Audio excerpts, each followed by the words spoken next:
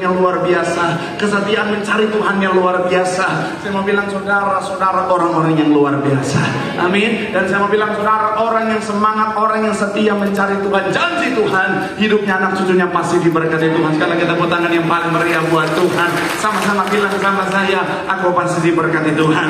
Anak cucuku pasti diberkati Tuhan. Bilang kanan kirimu, kamu juga pasti diberkati Tuhan. Bilang sama yang ngomong besok kajian.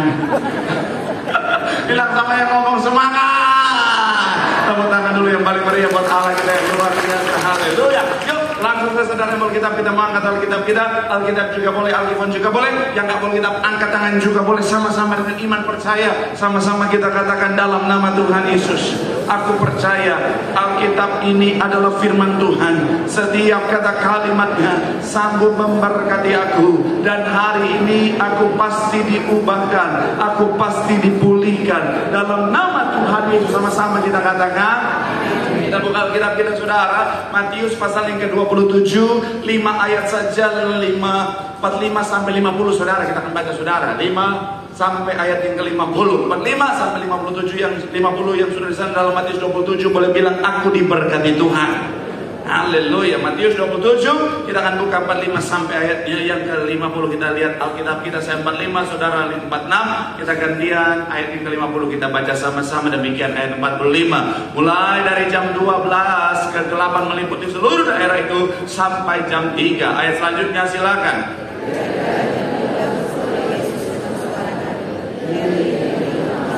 Artinya apa? Mengapa engkau tahan dulu sampai di sana saudara. Sedikit saya ajak saudara untuk sama-sama kita memahami saudara.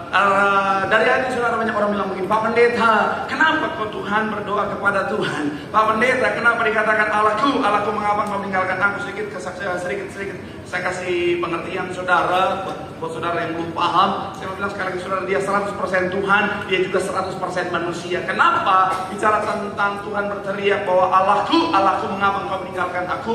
Karena dia 100% Tuhan, 100% manusia. Keilahiannya harus meninggalkan tubuh manusianya supaya apa saudara bisa ngalamin yang namanya kematian. Kenapa? Karena jika tidak ditinggalkan, artinya keilahiannya tidak keluar dari tubuh manusianya ini saudara, maka kematian tidak akan terjadi saudara. Selanjutnya ayat 47 dikatakan apa? Mendengar itu beberapa orang berdiri di situ dan berkata, ia memanggil Elia. 48 silakan.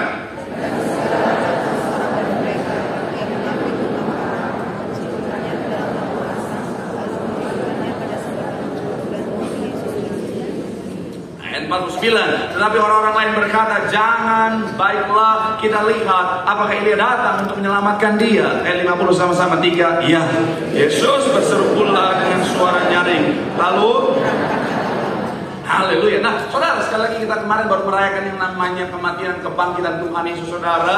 Dan ketika bicara tentang kematian Tuhan Yesus di Jumat Agung saudara, kita rayakan dengan ada banyak orang dengan kesedihan saudara. Bahkan ada satu drama yang saya nonton saudara dalam sebuah acara saudara, yang membawakan drama itu saudara, dia baca puisi saudara sambil nangis-nangis saudara. Dan ketika bicara tentang yang namanya Paskah, kebangkitan Tuhan, ada banyak orang merayakan dengan sukacita saudara. Makanya kalau di Jumat Agung pada pakai hitam-hitam semuanya saudara. Ketika Paskah berwarna-warni saudara, seperti bunga-bunga di taman saudara. Haleluya. Nah, tapi sekali lagi saya mau bilang saudara, apakah cuma sampai di situ? Apakah cuma sampai pada saat kita Jumat Agung kita bicara tentang sedih, kemudian ketika Paskah kita sukacita, apakah cuma sampai di situ? Ternyata tidak saudara. Saya mau bilang saudara, intinya adalah bicara tentang apa yang kita lakukan setelah karya kayu salib saudara. Kenapa? Karena apa yang Tuhan kerjakan di kayu salib, bicara tentang karya keselamatannya melalui kematian dan kebangkitannya. Saya mau bilang saudara, untuk memberikan saudara dan saya kehidupan, katakan amin.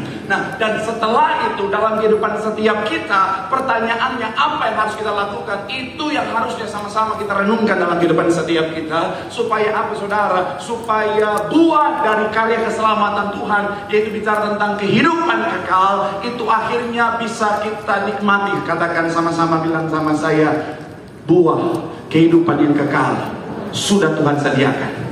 Amin. Nah, tetapi sekali lagi saudara, kita harus mengerjakan bagian kita supaya buah keselamatan kehidupan kekal yang sudah Tuhan sediakan itu menjadi bagian setiap kita. Itu sama-sama kita akan bahas hari ini saudara, dalam judul khotbah meresponi karya keselamatan. Sama-sama bilang sama saya, meresponi Sama-sama bilang sama saya, karya keselamatan. Amin. Doa saya melalui firman Tuhan hari ini, saudara tahu dan akhirnya saudara meresponi karya keselamatan dengan cara yang benar. Supaya apa? Keselamatan yang sudah Tuhan sediakan menjadi bagian setiap kita. Yang setuju boleh berikan tepuk tangan yang paling meriah buat Tuhan. Haleluya. So, bagaimana seharusnya kita meresponi karya keselamatan? Yang pertama saya mencatat adalah dengan menghargai karya keselamatannya. Sama-sama bilang sama saya, menghargai. Sama-sama bilang sama saya, menghargai. Sama-sama kita lihat 1 Petrus 2 ayatnya yang ke-24. Sama-sama kita baca 1 Petrus pasal yang kedua. Kita akan baca saudara ayatnya yang ke-24. Yang sudah di sana boleh bilang aku diberkati Tuhan. Sama-sama 3 ya. Ia dalam tubuhnya di kayu